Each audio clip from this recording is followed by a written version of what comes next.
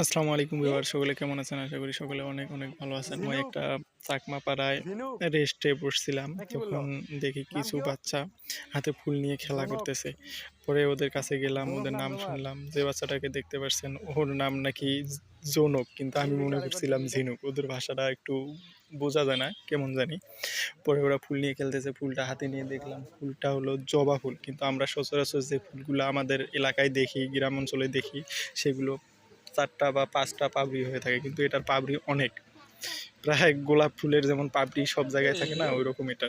পরে এটা হাতে উড়ে নিয়ে গেল তো। দেখতে হুট করে এটা আমার হাত থেকে ছিঁড়ে পড়ে যায়। পরে ফুলটা ভালোভাবে দেখলাম, দেখে ফুলটা দিয়ে দিলাম। যাও। ভিডিওটি ভালো লাগলে লাইক, কমেন্ট, শেয়ার করুন ও নতুন নতুন ভিডিও পেতে চ্যানেলটি সাবস্ক্রাইব করে পাশে থাকা বেল আইকনটি বাজিয়ে দিন। পরে ওখান থেকে একটা দোকানের সামনে গেলাম, গিয়ে দেখলাম যে কিছু চাকমা দাবা খেলতেছে, আর ওর সাইডে একটা বাচ্চা দোলনি খেলতেছে, ওর মা ওকে দোল দিচ্ছে।